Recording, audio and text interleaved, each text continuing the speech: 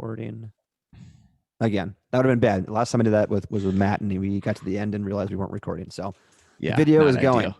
Okay, sweet. All right. And I'll kick us off. Is this the first time ever kicking us off? This is in a long time. I'm just excited to hear how this goes. I think this is the first time. So come one, come all. Welcome back to Chiowa. As always, I'm Michael Stanfa alongside my good buddy, Michael Olson. We also have two guests on the pod today. How's everybody doing? Very special guests. Very special guests. Doing fantastic. Stoked to be talking to some professional crew members here. Absolutely. So with us today, we have a former guest, Hilary, formerly Hamilton, Hilary Stanfa, my wife. And we have Josefina Lopez. First time on the pod, right? Absolutely. First time on a podcast. So. First time on the pod, but we've talked about JLo a number of times with the Bleed Orange. Stoked to be talking to them today. We're going to be talking about crewing. Yeah. Yeah, we are.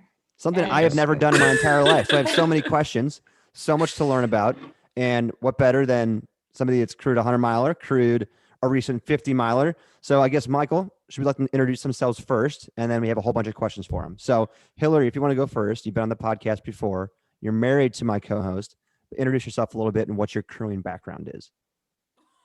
Oh, my crewing background. Okay, well, yes, I'm Hilary, Michael's wife. That's the most interesting thing about me. I put up with half of Chiowa on a daily basis. It's a full-time job itself. Crewing background. Okay, so as far as like actual crewing experience, and Michael, you might have to help me a little bit. So I've done, we'll call it half of a 100-miler, a full 100-mile, a couple 50Ks. 50-mile? What was like 100K. Mines of Spain? You crewed Mines was 100K. Oh, okay. It's like 63 miles. Yeah. Okay. That pretty much might be it. Yeah, I think those three were the ones where you were like a primary crew member and not just at the start finish. Yeah. Some of like Psycho Waiko, I just you kept dropped me tabs off on and you from went afar. and got margaritas. I did. But I think that counts too. I mean, you're still living with the guy and putting up with him, so you're crewing with him on a day-to-day basis. I mean, you cook a lot. You feed him so he can go out the door and go on his 30-mile training run. So it goes beyond just race day stuff. Yeah. Putting up with an ultramarathoner. Every day is a crewing opportunity. That's for sure. Yes. That's a way to live. I like that. Yes. And then maybe just like some non-official races, like your Grace Lake, whatever race you did, and some others. So, Nice. And JLo. Yes, Josefina Lopez, friends and just acquaintances, strangers call me JLo if you please. My crewing background, I didn't really think it was much of a background until this became a conversation. But Nate Bleedorn, my boyfriend, which he's been on the Chiowa podcast a couple times at least. Mm-hmm. I guess the first time I crewed, I don't know if you'd really call it crewing, him and Alex, his brother, they did the like 24-hour run, which was just like a challenge they did on like that they came up with or that they saw someone do, but it was like 1.3 miles on the hour for 24 hours.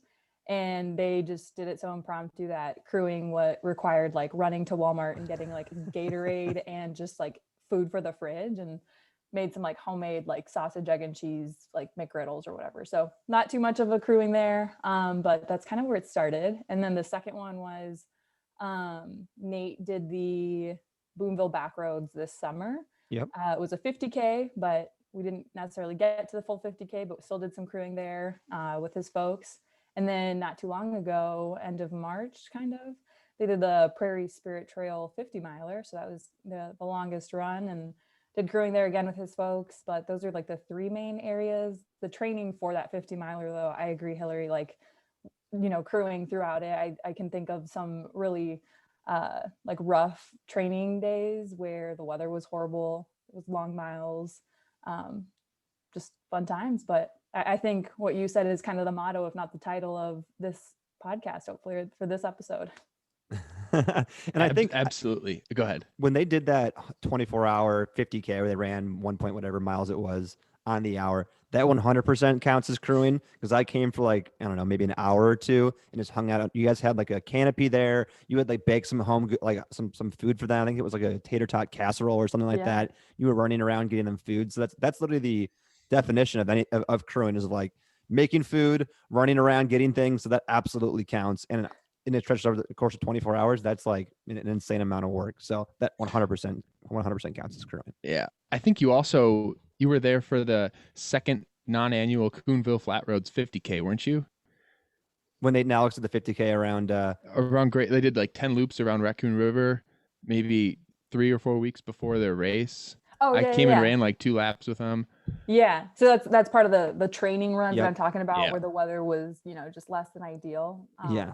That So was you- one. It was like raining, and I mean, round and round and round at Raccoon River. But I think Valentine's Day there was also like 22 miles, Yeah, I remember that. and it was like 23 or 30 below zero, and with like wind chill and everything. So like Ugh. every time you'd come in and just like switch out ski goggles and like put Vaseline and like switch out everything, and I'm just like there with a blow dryer like before going back to the Happy next Valentine's, one. babe. So yeah, there's a couple of those really fun training runs. Yeah, for sure. And maybe getting outside of like the background stuff. We can maybe go Hilary Josefina first, or vice versa. Doesn't matter to me. Hill, this is probably long. This is obviously longer ago for you, but when Michael came to you and said, Hilary, I think I'm going to run an ultra marathon. Like, what was your first reactions? Were you aware to what it was? Were you like, what is that? Like, were you saying like, oh God, this is a terrible, terrible choice? Or what was your reaction when he told you I'm going to do an ultra? Honestly, I was not surprised at all when he was like, all right, I think I'm going to do it, because I've always said this, and it's like one of my favorite things about Michael is if he is like interested in something and like wants to do something, he's like, all right, I'm going to do it. Like it's no like thinking about like all the obstacles. He's just like, yeah, I'm going to make it work. I'm going to do it. So he's like, yeah, I'm going to do this. I'm like, okay, sure, that's fine. And at that point, I didn't like understand like crewing or whatever. I mean, he was like totally new to like the ultra scene. And so obviously I was too. So it was the blind leading the blinder. That was interesting because I think your first one was the 100. Yeah, well, my first was Boonville in 2017. Oh, that's right. I didn't really do anything. Olsen, No, I it was picked just you start up. finish. We I did. Yeah, picked you guys you had- up. We you guys had had a a beer. Yeah, I think Scott and Maddie maybe came too. Yeah. Oh, Yeah. that's right. Yeah. Yeah, but then we had Hennepin in that fall, which I DNF'd, which you did solo, or you crewed solo. But if you look on Ultra Sign Up, it says a 50-mile finish. So technically It it wasn't does. a DNF. No, it was. I did not get what I set out to do, but that's a conversation for another day. Yes, for sure. But yeah, I know I wasn't surprised. I just had no clue what I was getting into. What I was getting you into. Kind of, but yeah, that's probably the more it the was proper way to word fine. it. Josephina, how about you? What was your reaction when you heard that the Nate was going to be doing an ultra and that you were going to be roped into the experience? Yeah, welcome to the life. Yeah. I guess I never really knew ultra marathoning was like a thing until I really met Nate's like one of many crew of friends. And I think like frequently related that to you two, Stanfa and Olsen. And the first exposure I had to it was I was coming back from working in like Chicago burbs. And on my way back, I stopped. I think Stanfa, you and Nate were volunteering at the Hennepin 100 at like an aid station. Yeah. Oh, And so boy. to me, I was like, this is hardcore. Like there was food galore, like costumes, fireball, like shots, everything that you could think of. And so to me, that's what it meant to crew. And you had to have a roasted pig, mashed potatoes, chicken noodle soup, like all the sweets, all like salt. I learned that, you lose a lot of salt. So there's like pickle juice and just straight up salt tabs and all this stuff. So that was my first exposure to that. And then, like I said, I didn't really think crewing was what I was doing when they were doing that on the hour, every hour for 24 hours. But when he told me about this 50 miler, I was really like, oh, so like you're like doing it. And I think I was a little more concerned because when he set out to do the Boonville backroads, like that was a different kind of timeline for it because it wasn't originally his race, it was Alex's. And so they had postponed it with no date at the time that they postponed it because of COVID.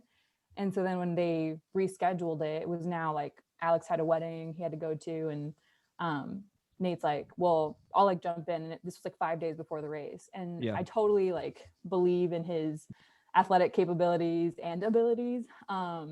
But I didn't want to be the unsupportive girlfriend, but I was still kind of like supportively like showing a little bit of concern. I was like, so I know you like have this running streak and you run like every day. I think he's had that streak for maybe 2 years, maybe more. Like, but this is like different. Like 50K is like maybe 32 miles, I think. Like, and it's still summer. So like, are we concerned? He's like, no, I got this. I was like, then we got this. And then we didn't really got this. He'll probably hate that I said that, but you know, it was, he's very competitive, and for him to DNF on that race and like the way that it ended, like wasn't ideal. So I know that it was a big challenge, but the training for that 5 days ahead versus the training for the 50 miler was so much better. And it was it is time consuming, and it is a dedication. But when he first started talking about it, it was very like, oh, Alex is doing this, and like I think I'm gonna do it too, and wasn't like an official commitment to it, but like he had committed to it, just verbally wasn't saying it. Yep. But just like you said, Hilary, I think Nate's similar to Stanfa in that way of like, if he sets his mind out to it, he's like, yeah, he's going to do it. And I had no doubt that he was going to do it. And I was glad to see that it was more than 5 days in advance for sure. Yep.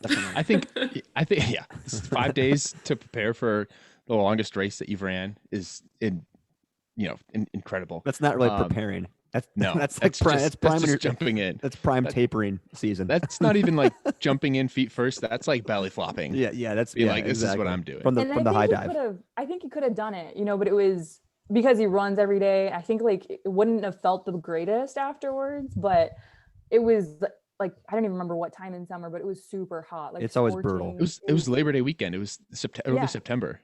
Yeah, it was scorching hot. Yeah. Not great weather, but you live and you learn. Yeah. Yep. So, Mike, you had a question, so go ahead.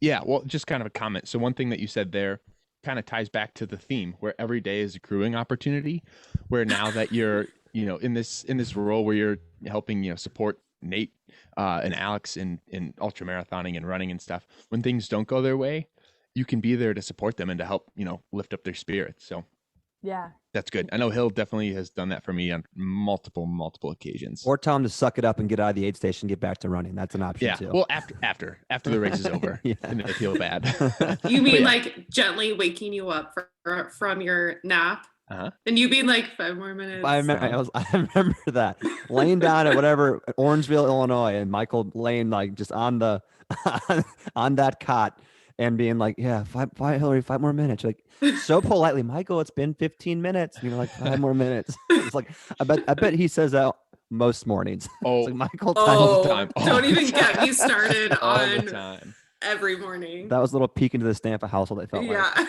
Oh, yeah. Yeah. I think, so not to go on too much of a tangent, but Hilary gets the benefit of me when I set my alarms. I set my alarms for when I wake up or when I want to wake up. And then I wake up and snooze them, and Hill wakes up and doesn't go back to sleep. So she gets to wake up when I want to wake up, and then I go back to sleep. You can tell she loves it by her facial expression. She does. She does this love is it. Like, it hasn't been so bad recently, but sometimes it's a conversation like, what time are you setting your alarm for in the morning? And he's like, I want to wake up at 5:30. And I'm like, I bet you do want to do that, but you're not going to. So let's do something a little more realistic here. That way I don't wake up at 5:30 when I don't need to. Yeah, that's hilarious. That's very accurate. But you really haven't done that in a while. You've been kind of sleeping in, so yeah, it's nice for me. Yeah. All right, Michael, I'll let you ask the next question. I got the last one, so if you want to ask the next question on the list, go for it.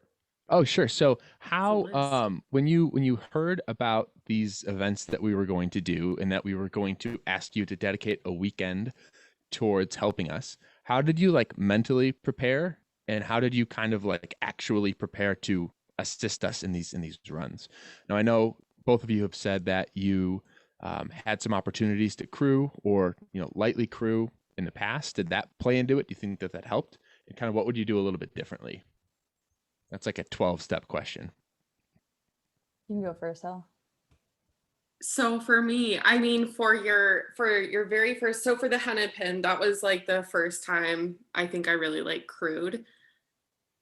I'm a freak, so obviously I was like Googling, like, how do you crew for an ultra marathon? What do you bring? What am I supposed to have? What am I supposed to do? All of this stuff. I'm pretty sure I asked Michael a few times, and I think you were honestly probably kind of worthless. Like, it's not a big deal. You don't need to do anything. Um, so yeah, I guess I just like heavily researched and Googled, and I don't know, I feel like I kind of like took my responsibilities kind of seriously that first time, just because it was, I personally, it's a personal problem. I put like unnecessary pressure on myself. So I was like, there's going to be pressure to like make sure that the expectations you have of me, that I'm going to be able to like meet those expectations.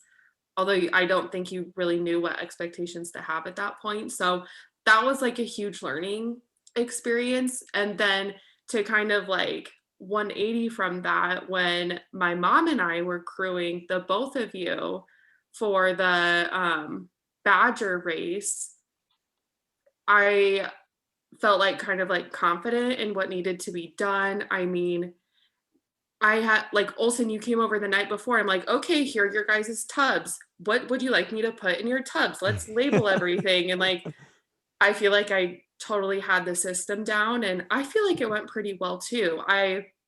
In addition to packing, like one of the big things is scouting out grocery stores or like convenience type shops, because I'm like, there's going to be something they want that I'm not going to bring. So like, how do I plan for that? So that's kind of what went into it. Yeah, I'd say from like from my perspective, I don't think that I appreciated the work and the effort that you put in and that you've learned until like I think back to like Hennepin, and if the service that I had for Badger, I'm sorry, if the service that I had for Hennepin was provided at Badger, it wouldn't have been as good of an experience. Not that you did a bad job at Hennepin, we were just both so new at it that neither of us knew what to expect. So I feel like you've iterated over time and vastly improved in a good way. Not that Hennepin was bad. This sounds really bad. No, you're just saying I like job. learned and stepped up my game, yeah. but also you were able to articulate your needs better than Hennepin probably. And I will say, and it's so difficult too, and like you said, finding grocery stores and knowing like where you're going to be, because obviously you're not staying in the same spot the entire time. You're moving around, oftentimes going into different states. And I think a point that you made, I'm not sure I would have finished that race if we didn't have access to like grapes at every single aid station. So the fact that you had like a grocery store to go get more grapes, I was like eating the grapes by like the bushel, was like the greatest thing. So that will always stick out to me. To you and your mom. Like, yeah, you two were just like great monsters. I think that's like one of the things I brought, that I was just like, meh. I think I actually brought them for myself. I think they were a snack for my mom and I, and you guys were cruising through, and I was like, what sounds good? Do you want some grapes? And you're like, yes. And then next thing you know, we had to, go to the grocery store and get more grapes. I'm glad they kept you going. Yep. That was a huge takeaway from me. I love grapes. How about you, Jayla? What was your kind of first experience? Obviously, it was relatively recently, and I know that was kind of the first real race experience. But what was your like thought process? Like how it went? Was it stressful for you to like have to be at different places? I know you were with Nate's family, but what was that experience like from you from the cruise vantage point? Honestly, like I didn't Google a thing, and I'm not saying that like in a like pompous like I'm great at this J-Lo's type of so way. great. I'm great. I don't have to Google. No, but like it never even like crossed my mind to like Google this stuff. I was just like, I'm kind of just along for the ride, and literally like the ride to Kansas or the ride to like just these training runs and whatnot. But like you sound so prepared, Hill. Like it from like the grocery stores, I would have never even thought about that. I was just like, we got to do with what we've got. Like, so if it's not in the car, if we don't have it, then like, sorry. But no, I think my mentality going into primarily the race that they just did, the 50 miler, I think it was just like, this is their weekend. Like it is, no matter what type of request they make, no matter what type of food they want to eat, like it is their weekend. Like I am just along for the ride, and yes, to support. And I had a lot of fun, but I think that mentality really just like made me super patient and made me like okay with everything. And I was just like, I'm here for whatever you got, whatever you need, whatever you got to throw at me, whatever. Nate is a really like great person to be like on top of things, and I think he's learned so much through this journey too, and I have as well. I think just like knowing what is typically at an aid station helped. So like that pit stop at Hennepin 100 when you guys were volunteering out there, then from the Boonville back roads, just kind of seeing like what worst case scenario could maybe look like. I was like, he started to really cramp up, and so I was like, I just have my bare hands to like massage him out. And so like, what could be better? And so like for his birthday, I'd gotten him one of those like Theraguns, and so in one of those like portable ones, so it's like that's easy to take with. Just like thinking about like how temperature changes like once you're done running, so like you could be really hot but then immediately super cold.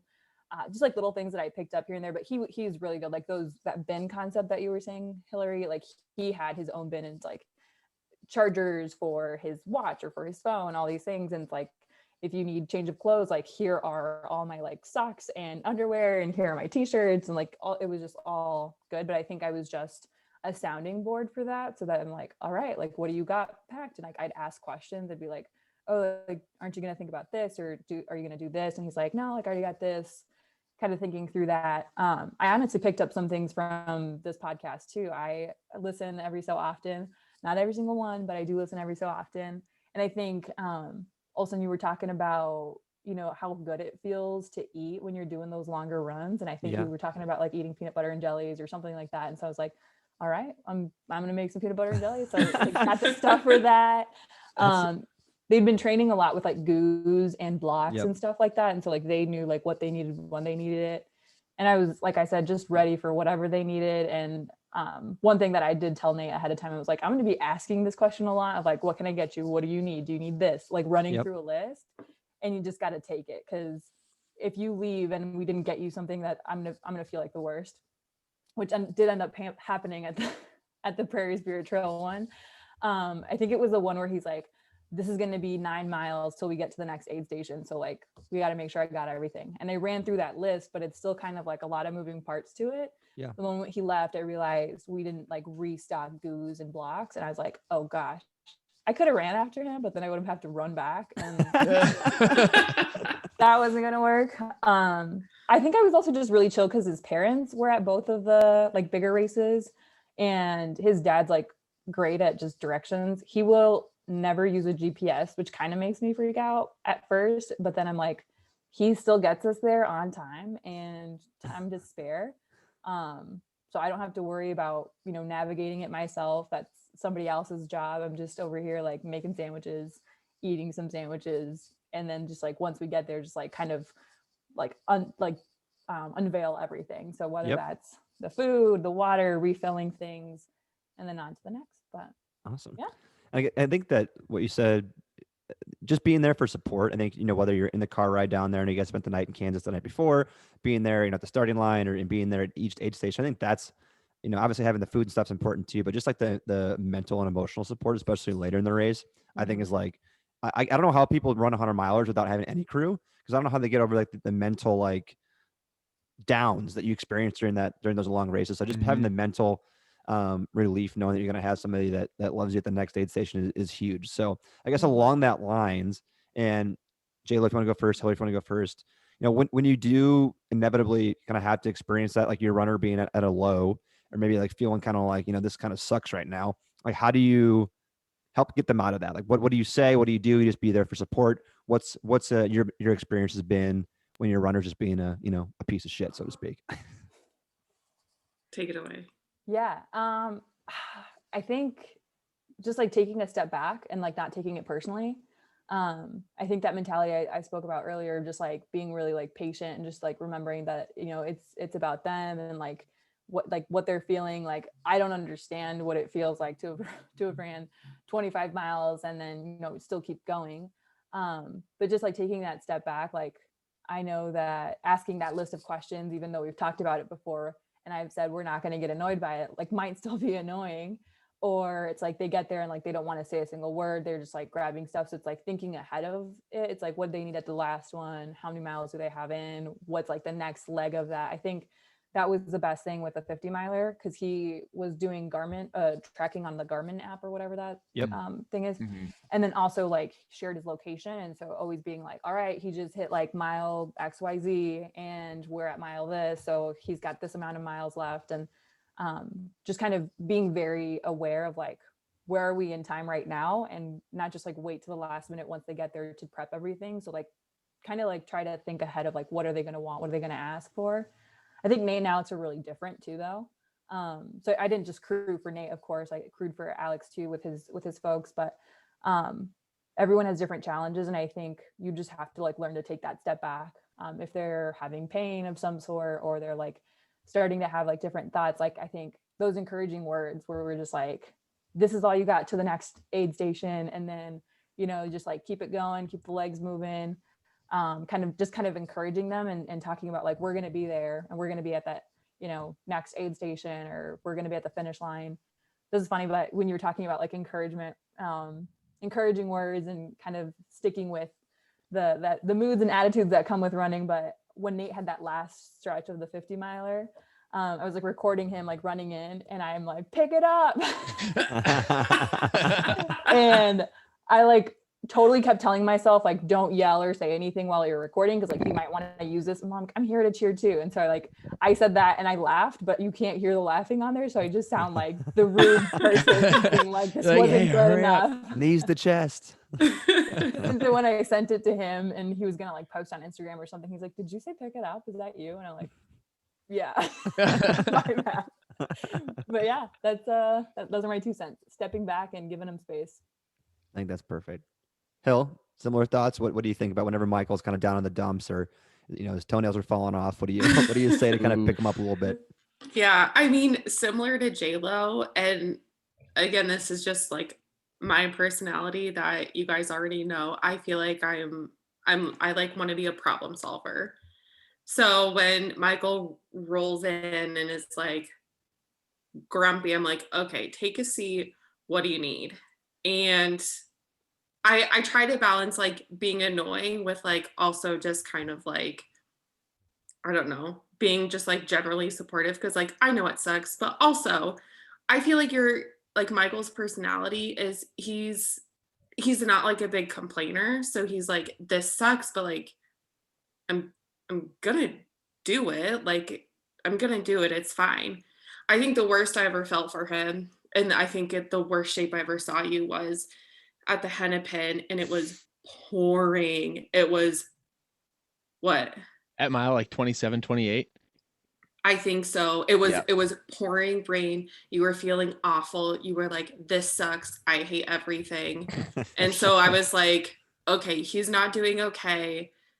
And I think what I did is I was like, okay, come with me. We like went into this bathroom. I was like, change your clothes. Let's get you into some dry clothes. Like I don't think I like had the foresight to like bring a chair for you to sit in. So I was like, just sit on the toilet, have a break, like take a seat. Like I'm literally like crouching down in the nasty bathroom, like taking his socks off and like trying to like get his shoes on. And I don't know. I feel like I don't have that many encouraging words typically, but it's normally just like, I don't know. How do I make the situation any better than I can?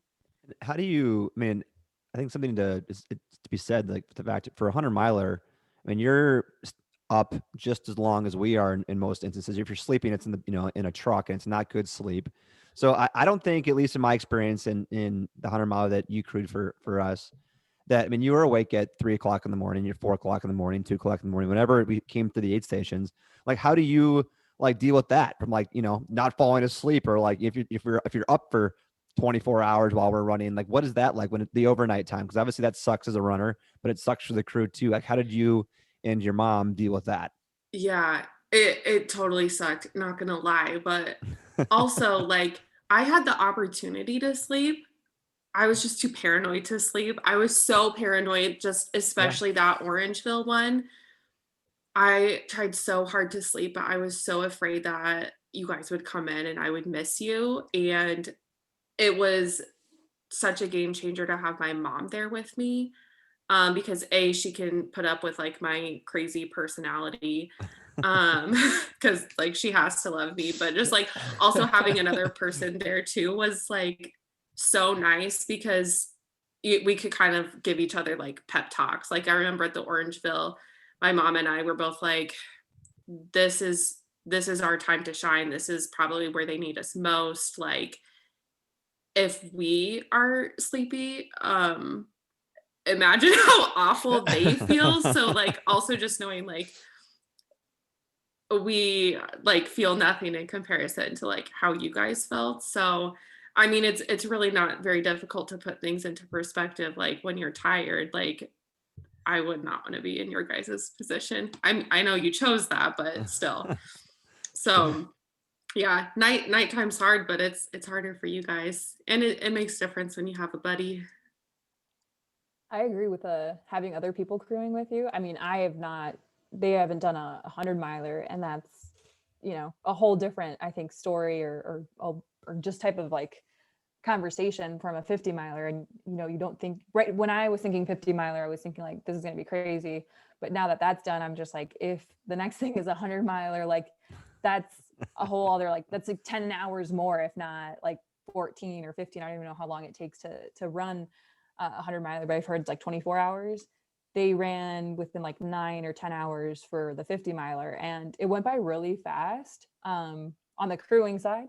And I feel like once we got to the aid stations, we would, like I said, we would take everything out and whatnot, but it still felt like it went really quick. And we were up pretty early, but I can't imagine just being like sleep deprived and having to keep going, because it's not just for you, but it's for them too. And thinking about the weather that we had, like we got really lucky on actual race day, because if we would have had like rainy weather, cold weather, or any of his training runs, like I said, really cold wind chills and everything, like that would have been a whole miserable story, even for the crew, let alone for the people out there running. And yeah, haven't been to the sleep deprivation that you have. Well, that might Well, be coming. Who knows? Yeah, I was gonna say, Right. I'm sure you'll get there, eventually. But And when I was saying earlier, like the stepping back, I like, and you were talking about that hill of like, you're like, how can I, like, how can I help? I think stepping back and giving them their space was like when it's just the mood, but when it's like they're physically like not doing okay, I think I take the same approach that you do. I think back to that Boonville backroads when Nate basically ended up in a ditch. And I was so thankful to have his parents there, because like he is like, no one knows how to help really. It was our first like official crewing experience. And so we just have like a chair out. We have this like tarp out on the, gravel road, and he can't stand up. He's just kind of like cramping up and everything, but just like trying to, massage his calves and, give him water, like salt tabs.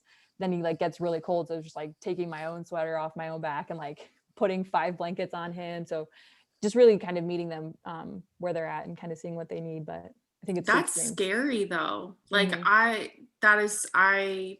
don't even know what I would do if I was in your situation. Like watch someone you really care about, you're like, this is not okay, but also I don't know what to do. Yeah, because you don't want to show Terrifying. that fear or that like what's going on, because then it's just gonna like maybe make it worse, make it feel worse. But when you were talking about like changing out the shoes for Stampa, like that reminded me of that. And I was so thankful that the people that were with me were his parents, because like he feels safer. I Sure. felt like that just helped that. And once we were able to like get up and go, I think the hardest thing for me was knowing how competitive Nate is, and then him being not too far away from an aid station, but like a couple miles away, where he's like, I know I'm gonna DNF if I get assistance, but like I need assistance, like I need you guys. So at that point, like you can't step back, you got to step in and Right. help out. Right. So in that situation, was there any part of you that wanted to, suggest, maybe give it some time, drink some water, and try to move forward, or were you just ready to help him out? He looked like he was, he needed assistance. Yeah. He looked like he needed assistance. We'll start there. Being in the, was it being in the ditch that gave that away, or what gave it away? Yeah, like you could just see he wasn't doing great. His mom was his parents were the ones that were kind of like, you don't want to, hang tight. You want to just like try and wait it out. Like, see if you wait a couple minutes and make it to the aid station, because I think, raising him, they know literally how competitive he is. And for me, I was just like kind of staying silent, just like really asking like, what do you need? Like, what do you want? And do you like know what the consequences are of that, but just hearing him say it, like I think he said it like 2 or 3 times kind of consecutively, and I'm like, yeah, like we got to step in and do this. And it wasn't like we were withholding assistance because we didn't care for him, but it was, I mean, you all understand the ultra marathoning world, like it's more of, okay, you've gotten this far, and we saw so many people walk past us that they looked like they were equally struggling like Nate was, but they kept going. Maybe they ended up in a ditch down the road, or maybe they got to the aid station and then they were able to like recoup there, and weren't like DNF because they made it to an aid station or something. But and by ending in a ditch, I mean like maybe they had to take a minute, get back up and go. But yeah, I mean, we got him the aid that he needed, and we got a 50 miler down. And Yep, exactly. Yeah. And I would guess that Nate would look back and say that the experience that he had at Boonville helped prep him mentally, for the 50 miler for sure. Just ready. Again, we talked about this, but he, had 5 days lead time in order to train for a 50K. That's nearly impossible to do. But I'm sure that experience really helped push him forward, and help him realize what it takes to to accomplish these things and to absolutely knock it out of the park. Yeah. He and Alex both destroyed that 50 miler.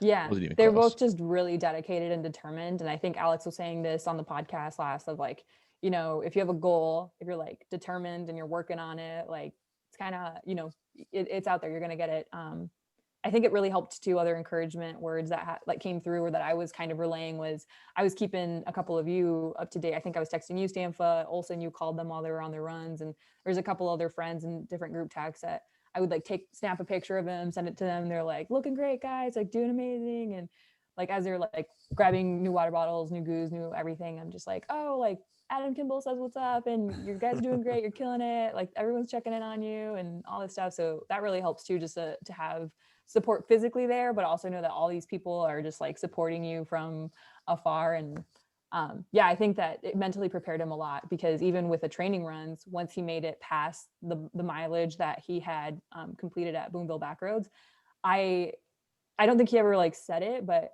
I mentally was thinking about it. And I also I think I did tell him, I was like, hey, you like beat Boonville Backroads in your training, like you can only go up from here. Yep. Jayla, you're so right with I think like rallying additional support that's just like beyond you. Because I remember for the 100, Olsen's brother Connor came to see him, and Olsen, you didn't know he was you didn't know he was going to be there. No, I didn't. So I think, I don't know, Connor and I were just texting. I think you probably passed along contact info, and he was like, all right, I can make it. Where do I need to be? And I'm like, okay, come here. And that was like a good feeling for me, because I was like, okay, like Michael has 2 friendly faces, like me and my mom. Olsen met my mom for like, I think the first time that weekend, and is probably tired of looking at me by now. So it was like very satisfying having Connor there, like for me, because I was like, I know this is gonna make him like so happy. Yeah. No, that was like my favorite outside of finishing. Like that was like my favorite like moment of the entire race. Like I almost got like pretty tired and pretty emotionally vulnerable in those times. Like you're pretty raw. And yeah, I almost got emotional. Like, yeah, it was super like amazing thing to see, your brother that you grew up with in your entire life. Surprised you had a 100 miler. He was living in Wisconsin at the time. I didn't even let him know I was even racing, I don't think, that weekend, or maybe he knew that. But that was an awesome thing that you guys did, and something I'll never forget for sure. And then he came back for the finish line too the next day. So yeah, that was Mhm. super special. And that was I forgot we saw him twice. yeah. Did we see him at Dots too? Yes. Yep. So, Okay. yeah, I think at the start finish or the finish line that we came through the first time, then at Dots, and then Yeah. at the finish line the next day. At one Okay. point, you think they're like hallucinations. You're like, did we see him like 3 times? Yeah, exactly. Exactly. He was out on the trail at 2 a.m. too. You didn't see him? Just Yeah, he outside of just came out of Orangeville? the woods. Yeah. But yeah, that was amazing. So yeah, I know I'm not sure if I ever thanked you for doing that, but yeah, that was super super cool that you guys worked that out. That was a big emotional boost for sure. Yeah. So I have another kind of question, and it seems like I wrote it down as an age-old question, even though it's not an age-old question.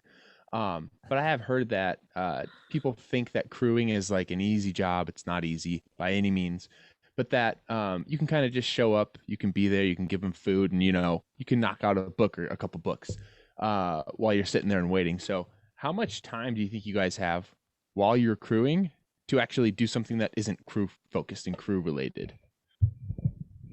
And I guess it also depends on the race And yeah, and how I much think you have to navigate. for both for the 50 mile and the 100 mile, I think we both require driving to the next aid station or driving down the trail. So yeah, I know it's not you're constantly moving. It seems. I can go Yeah, first.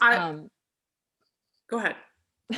I was gonna say mine's probably quicker because it was 50 miler and I wasn't driving. Like I said, Tim Bleedorn, their dad was driving and mom was kind of like helping like co-pilot. And so I was like in the back seat hanging out with Dash, their little dog. And so I had more time, but I still felt like I had that. I think what you were saying, Hilary, about, not sleeping because you're like, what if I miss it? Like, what if, because I fell asleep or because I was reading, like you just didn't have enough time. I was reading a book. I didn't get far. I think I finished like a chapter. But because I kept my mind was trailing on like, okay, what am I going to do once we park and once we get there? And so I feel like I'd like read something and I'm like, I don't really know what I read. So like I'd reread it if I was reading. I like wasn't really like on social media. I was just kind of like keeping up to date, like texting people like how they were doing and prepping all that stuff. But like I said, it seems like you have so much time because when I was asking them like, so how long does it take to run a 50 miler? And they're like, well, we're going to find out. I'm like, okay, just like an estimate, like how much time. And so they were saying like, we think we'll, run from this time to this time. So I think like 6:45, I think is when they kicked off. And then thinking like 4:00-ish would be a finish time. And so I was like, oh wow, like that's a full work day. Like, okay. But then once you're in it, like you really don't have time to do anything besides that. And like that weekend, I had a really like busy, like the most stressful week of work. Leading up to it, like the guys will like tell you, like I was working on the drive down to Kansas, I was working like the nights in the hotel, like on the way to dinner, all this stuff. And like I knew I wasn't going to like be working during that time, and I was able to like mentally separate myself from that. And thank God, because there would have been no good work done there and no good work done with crewing, and crewing is not easy. I know I was saying like, oh, I just like I was along for the ride and all this stuff, but it made it that way because I was with their parents.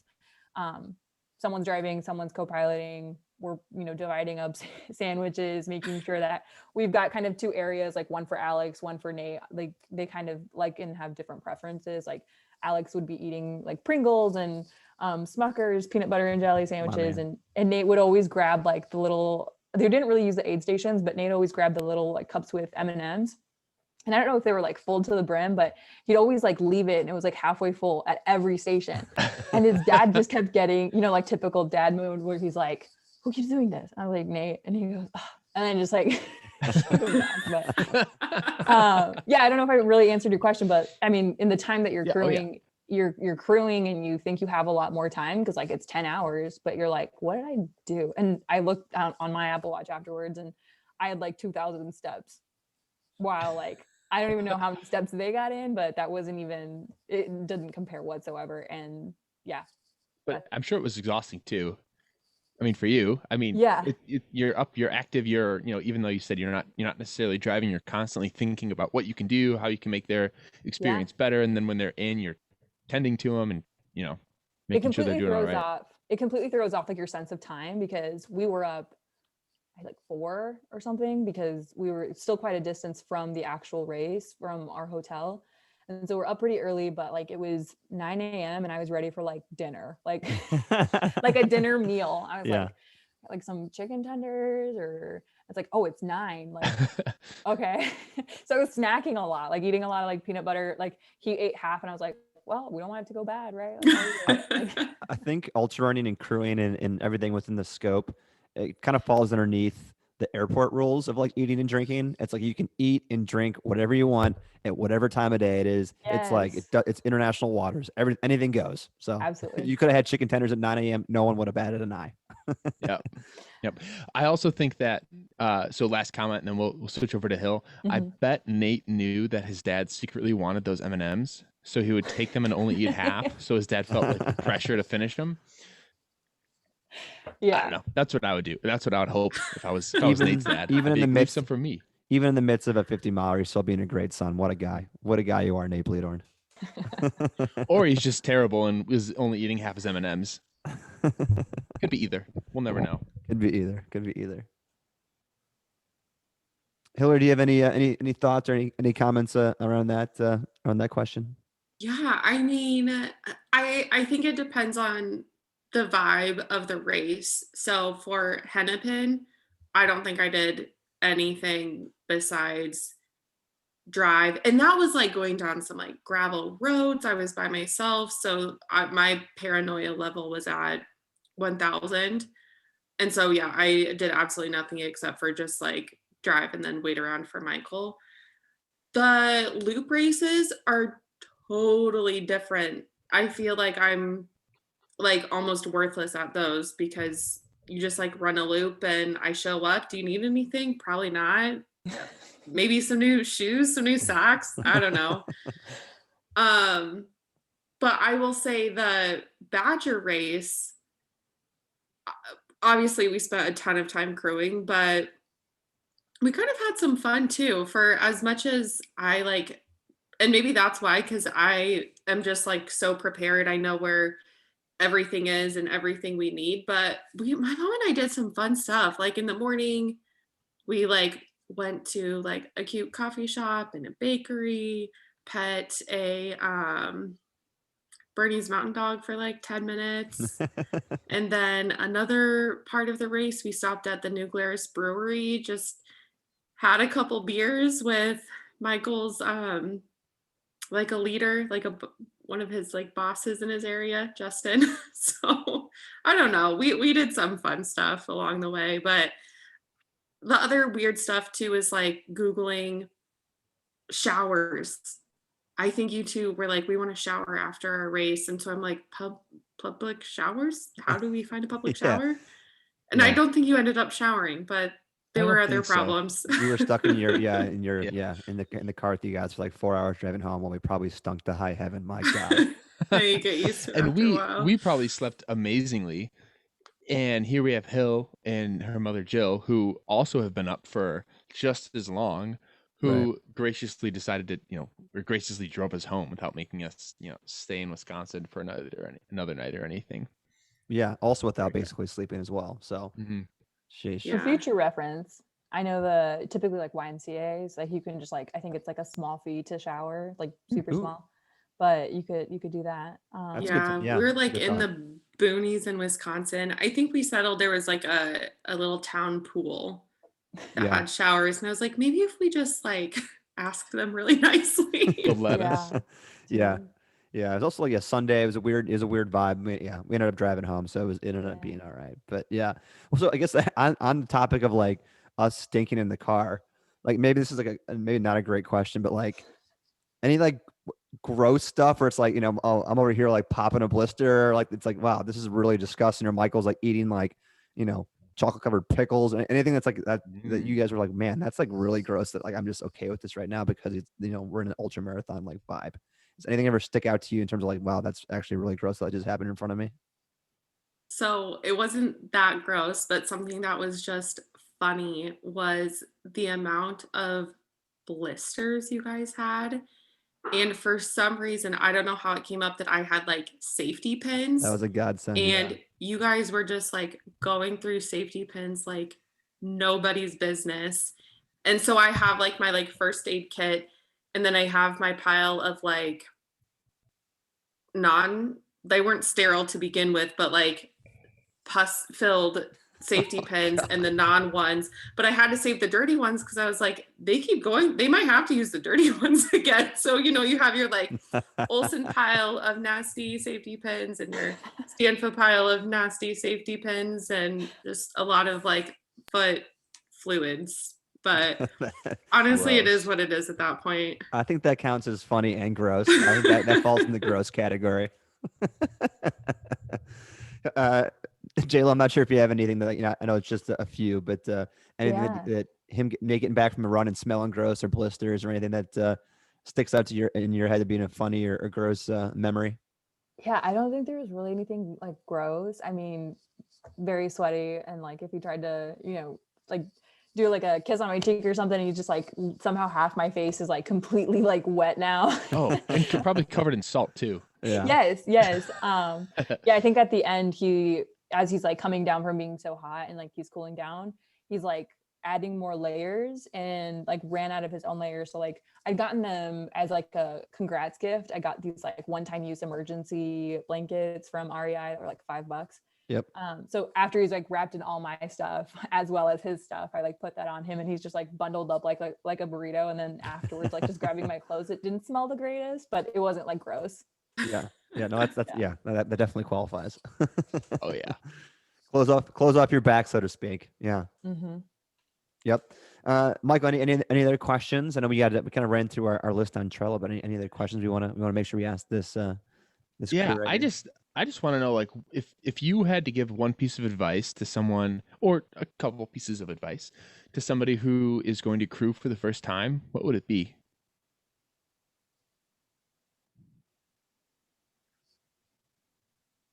I would say just know your runner, because what you prefer, Michael, is I just from listening to JLo now and last week's episode, like your preferences are totally different than Nate and Alex's preferences. And I would love to say like don't overthink it, but I overthink everything and sometimes it works out okay. So I don't know. I would just say know your runner, like no.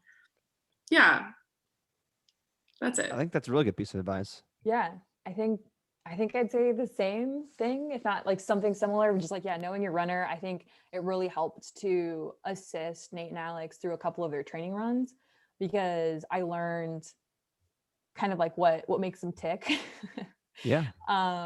And like I said, they're very different people in the way that they maybe show those emotions or what they need. But I mean, that Valentine's Day run where it's super cold outside and even like having to switch out all this stuff, but like you look and it's like it was just a run like a couple miles from his place and he packed so much stuff. And I think aside from knowing your runner, it's also just like that thing that you are debating on whether or not you should pack it. Like, Yeah. like take it. If it's the fifth pair of socks or the fifth pair of shorts or whatever it is, like make sure you have the room for it. Like take it. It's better to have it and not use it than to like need it and not have it. I think that's the best advice. And just remember that there's an end to it and they might sign up for another one. Yeah. Pack everything, especially the things they say not to pack. You pack it anyway because they'll want it. I think I think those are great two pieces of advice. I would guess say maybe so. another question too, on the recommendations of like what to do, what to bring. Maybe for somebody that's crewing for the first time, what from your standpoint, what is the most challenging thing about crewing? And then if there is like I don't want to say a benefit, because obviously you're doing this to benefit the person that you're crewing for, but maybe like a highlight, whether that's the finish line or seeing your boyfriend or your spouse, cross the finish line, whatever it may be. What's the most challenging aspect of crewing? And if there is a rewarding aspect to it, what is that? Either can go first. I don't. It doesn't matter to me. You You can go go, first. Hill. Yeah. You go. Okay, I would say the biggest challenge overall is just, I would say logistics. I love getting into the logistics. So like that's the part I enjoy. And maybe that's why I think it's just like a big puzzle you have to put together. But also I make it that way for myself. Um the most satisfying part, I mean, yeah, the finish, of course, but and I think too, like, not that I like take any credit at all for like a runner finishing a race, but I you do get some satisfaction. Like there is some payoff that like hopefully, there was like one key point in time where you may have helped and like made a difference. I mean, I know there are some points along the way where it probably wouldn't have mattered if I was there or not, but at least one of the times that, you helped move them forward. I'd say from that perspective, it's always helpful to see a friendly face at an aid station, or it's always helpful to see a friendly face along the route. Nothing bad can come of it. And I think that crew members absolutely get credit for their runner finishing. I think that that was 100%. I think any runner that's ever had a crew would say that they absolutely play a part in getting to the finish line. So, and I think that for Hilary, you absolutely get a credit and a portion of the credit for Michael finishing 100-miler, and same for J-Lo, for Alex and Nate. I mean, that's just, you can't finish without having that person there or those couple of people there to kind of tend to your every need. So it's absolutely a huge integral part. It's total team thing. Yeah, it'd be a completely different beast to try to attempt, an ultra like that with no support, especially once you get up, above the 50-mile mark. It's incredible how much that support can help boost your morale, which can just help turn the entire day around. Definitely. Yep. I think that last 50%, you're always in a pretty raw state. So having that emotional support, as much as the physical support is huge. Mm. I think I agree with you, Hill, about the challenges being logistics. Like, I think every time Nate was talking to me about it ahead of the race, of like, I feel like I'm different from you because I avoided looking at the trail. I avoided looking at the route and like where the aid stations were, because I felt like I was just going to overwhelm myself if I looked at that too early. This one was nice because it was an out and back. And so the aid stations that we saw on the way out, like, we were familiar. We were like, locals by the time we came back around. But I think that is still a challenge nonetheless, because like once it's the first time there, like you're still trying to get familiarized with like how much time does it take for us to physically drive there and for them to drive that, and what's the mileage between that aid station and the next one, and like what do we need to make sure they go out with, which I think another challenging part is forgetting to get the runners like what they needed. So like when I forgot the goos and blocks, like not that just falls on me, like that falls on all of us that were there, and even on Nate, but it still feels it's a challenge to be like, all right, we like can't physically do anything about it, so he will find a way to like make it work. And he packed enough from the last time, and I think he even got one from Alex, and so that worked out. But being able to just be like, that's it.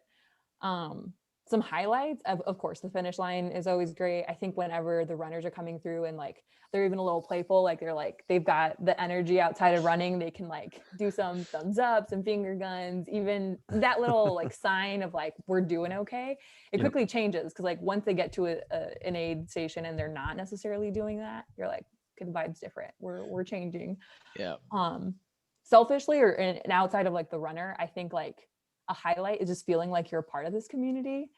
Like the manned aid stations, like they looked so different, but one of my favorite ones, like they had bacon and they had like music was at all of them, but like this one is just like the vibe of the people that were there. And I was like, I'd kind of like to do this like all the time. Like I'd like to just like be in one of these tents, like making bacon, like making sure everyone's got their Cliff Bars and their Stroop waffles and stuff. But like you just feel like a part of that community. And like when you're waiting at the finish line, it's not just about your runner coming across that finish line. It's like everyone who comes across and just like feeling all those emotions, like just kind of fall with them as they're hugging like their kiddos or their family or whatever.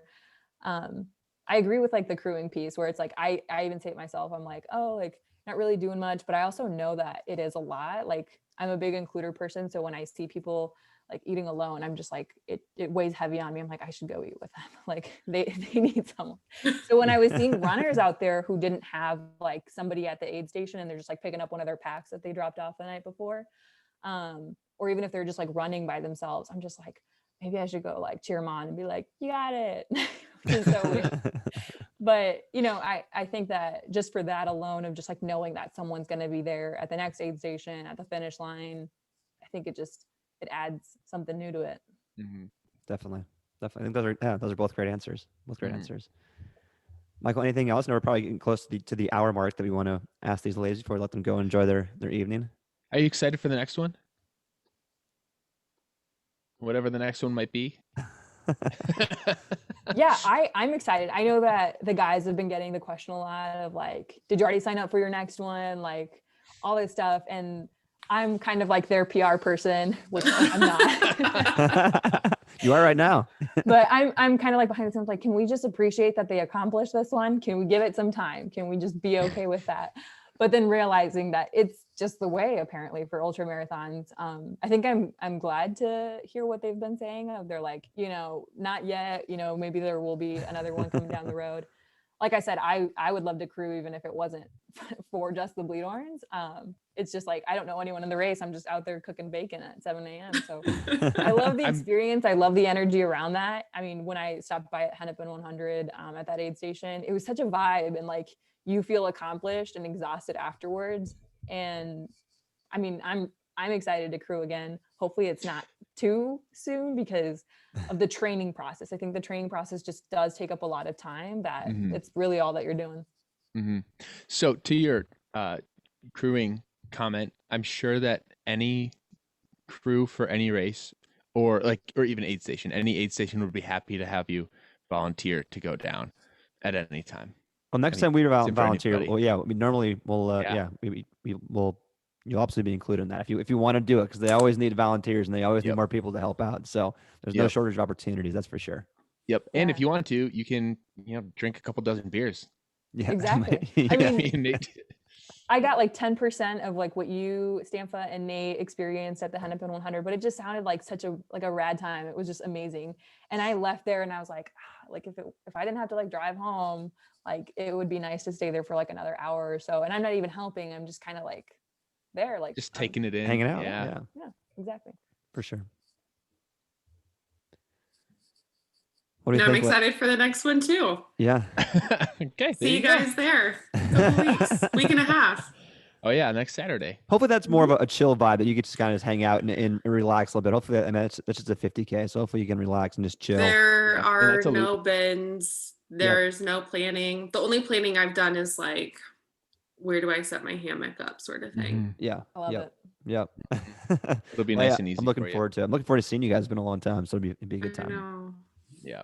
Cool. So, well, I don't have anything guys. else. Yeah. Olsen. No, thank you both. I know we were both super excited to do this. Whoever had the idea, I'm not sure who it was. If it was Hilary or J-Lo or Alex or Nate or Michael or whoever Nate. it was. Was it Nate? Great idea, Nate. On your last podcast, Nate said, I think we should get J-Lo talking about the crewing. Yeah, well, it was a great idea. So thank you both for making time for us. I know we kind of moved schedules around a few times, so thanks for the flexibility. And even if it's not in regards to the podcast, I'm glad we got to chat on a personal note. So it was fun. Thanks for inviting me.